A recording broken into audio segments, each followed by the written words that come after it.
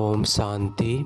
28/10/2024 प्रातः मुरली। ओम शांति। बाप दादा मधुबन 28/10/2024 की साकार मुरली है। बाबा कहते हैं, मीठे बच्चे, सतयुग की पहली श्रीमत है, देही अभिमानी बनो, देह अभिमान छोड़ दो, देह अभिमान छोड़ दो। प्रश्न है, इस समय तुम बच्चे कोई भी इच्छा व चाहना नहीं रख सकते हो, क्यों? इस समय तुम बच्चे कोई भी इच्छा व चाहना नहीं रख सकते हो, क्यों? उत्तर है, क्योंकि तुम अब सब वानप्रस्थी हो। तुम जानते हो, इन आँखों से जो कुछ देखते हैं वह विनाश होना है। अब तुम्हें कुछ भी नहीं चाहिए, बिल्कुल बेघर बनना है। अगर ऐसी कोई ऊंची चीज़ पहनेंगे तो खींचेगी, फिर देह अभिमान में फंसते रहेंगे। इसमें ही मेहनत है। जब मेहनत कर पूरे देही अभिमानी बनो, तब विश्व की बादशाही मिलेगी, तब विश्व की बादशाही मिलेगी। ओम शांति। यह 15 मिनट व आधा घंटा बच्चे बैठते हैं। बाबा भी 15 मिनट बिठाते हैं कि अपने को आत्मा समझ बाप को याद करो। यह शिक्षा एक ही बार मिलती है, फिर कभी नहीं मिलेगी। सतयुग में ऐसे नहीं कहेंगे कि आत्माभिमानी होकर बैठो, आत्माभिमानी होकर बैठो। यह एक ही सतगुरु है, कहते हैं। उनके लिए कहा जाता है, एक सतगुरु तारे, बाकी सब बोरे डुबोए। यहाँ बाप तुमको देह अभिमानी बनाते हैं, खुद भी देही है ना। समझाने के लिए कहते हैं, मैं तुम सभी आत्माओं का बाप हूँ। उनको तो देही वन बाप को याद नहीं करना है। याद भी वही करेंगे जो आदि सनातन देवी देवता धर्म के भांति होंगे। भांति तो बहुत होते हैं ना, नंबरवार पुरुषार्थ अनुसार। यह बात बड़ी समझने और समझाने की है। परमपिता परमात्मा तुम सबका बाप भी है और फिर नॉलेज भी फूल भी है। आत्मा में ही नॉलेज रहती है। तुम्हारी आत्मा संस्कार ले जाती है। बाप में तो पहले से ही संस्कार है। वह बाप है, वह तो सब मानते ही है। फिर दूसरी उनमें खूबी है जो उसमें ओरिजिनल नॉलेज है, उसमें ओरिजिनल नॉलेज है, बीज रूप है। जैसे बाप तुमको बैठ समझाते हैं, तुमको फिर औरों को समझाना है। बाप मनुष्य सृष्टि का बीज रूप है, फिर वह सत्य है, चैतन्य है, नॉलेजफुल है। उनको इस सारे झाड़ की नॉलेज है और कोई को भी इस झाड़ की नॉलेज है नहीं। इनका बीज है बाप, जिसको परमपिता परमात्मा कहा जाता है। जैसे आम का झाड़ है तो उनका क्रिएटर बीज को कहेंगे ना। जब वह जैसे बाप हो गया, परंतु वह जड़ है। अगर चैतन्य होता तो उनको मालूम रहता ना, मेरे से झाड़ सारा कैसे निकलता है। परंतु वह जड़ है, उसका बीज नीचे बोया जाता है। यह तो चैतन्य बीज रूप है, यह ऊपर रहते हैं। तुम भी मास्टर बीज रूप बनते हो। बाप से तुमको नॉलेज मिलती है, वह है ऊंचते ऊंच पद भी तुम ऊंच प्राप्त करते हो। स्वर्ग में भी ऊंच पद चाहिए ना, यह मनुष्य नहीं समझते हैं। स्वर्ग में देवी देवताएं की राजधानी है। राजधानी में राजा रानी प्रजा करीब साहूकार आदि सब कैसे बने होंगे। अभी तुम जानते हो आदि सनातन देवी देवता धर्म की स्थापना कैसे हो रही है, कौन करते हैं? भगवान बाप। फिर कहते हैं, बच्चे, जो कुछ होता है ड्रामा के प्लान अनुसार, सब ड्रामा के बस में है। बाप भी कहते हैं, मैं ड्रामा के बस में हूँ, मेरे को भी पार्ट मिला हुआ है, वही पार्ट बजाता हूँ। वह है सुप्रीम आत्मा, उनको सुप्रीम फादर कहा जाता है। तो सबको कहा जाता है, और तो सबको कहा जाता है ब्रदर्स, और कोई को फादर टीचर गुरु नहीं कहा जाता। वह सबका सुप्रीम बाप भी है, टीचर भी है, सतगुरु भी है। यह बातें भूलनी नहीं चाहिए, परंतु बच्चे भूल जाते हैं, क्योंकि नंबरवार पुरुषार्थ के अनुसार राजधानी स्थापन हो रही है।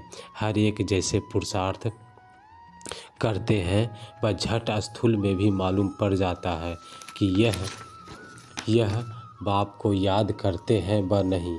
देही अभिमानी बने हैं व नहीं। यह नॉलेज तो में तीखा है, एक्टिविटी से समझा जाता है। बाप कोई को कुछ डायरेक्ट कहते नहीं हैं, फंक न हो जाए, अफसोस में न पड़ जाए कि यह बाबा ने क्या कहा और सब क्या कहेंगे। बाप बतला सकते हैं कि फलाने फलाने कैसी सर्विस करते हैं, सारा सर्विस पर मदार है। बाप भी आकर सर्विस करते हैं ना।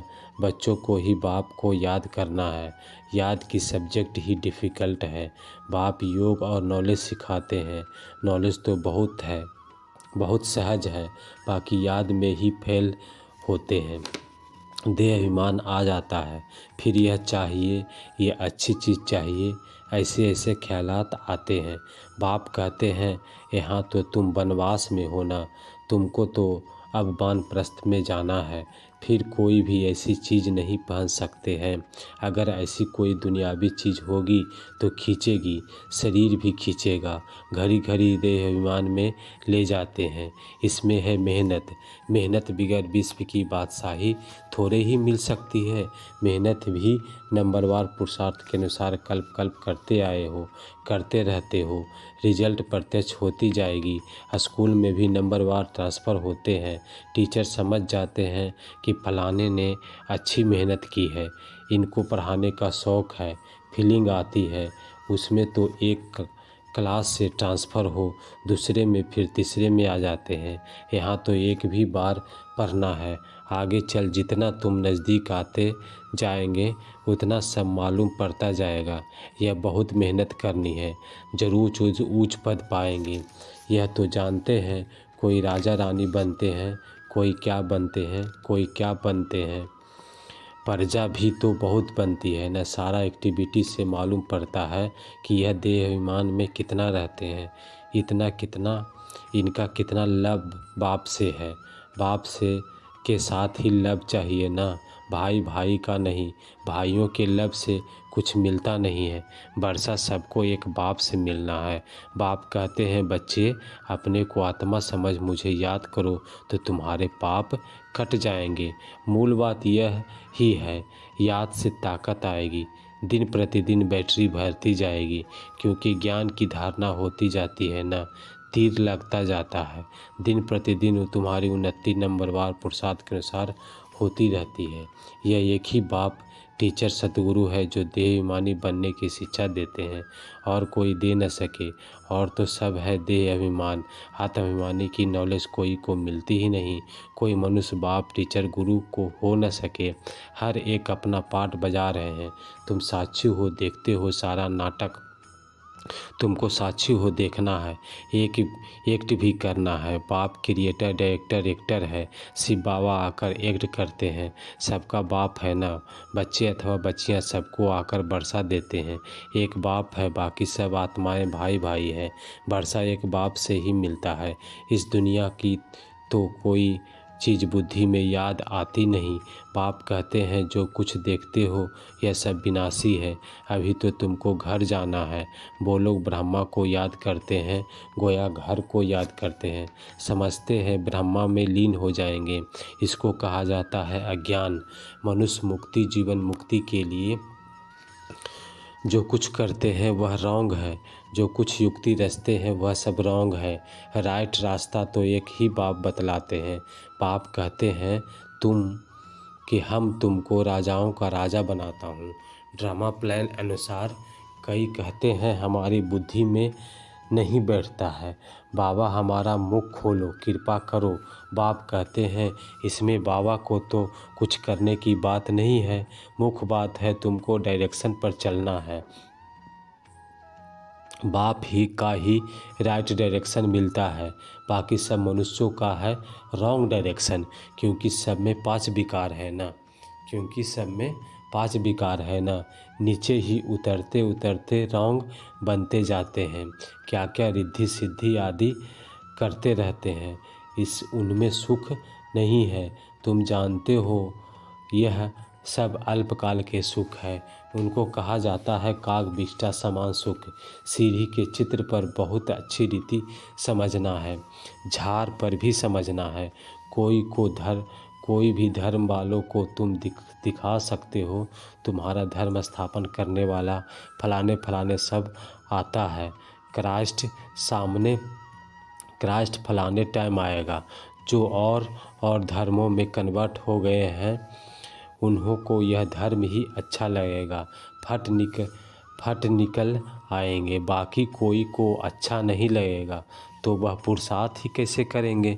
मनुष्य को फांसी पर चढ़ाते हैं, तुमको तो एक ही बात की याद में रहना है। यह बड़ी मीठी फांसी है।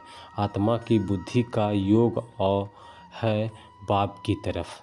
आत्मा को कहा जाता है बाप को याद करो, यह याद की फांसी है।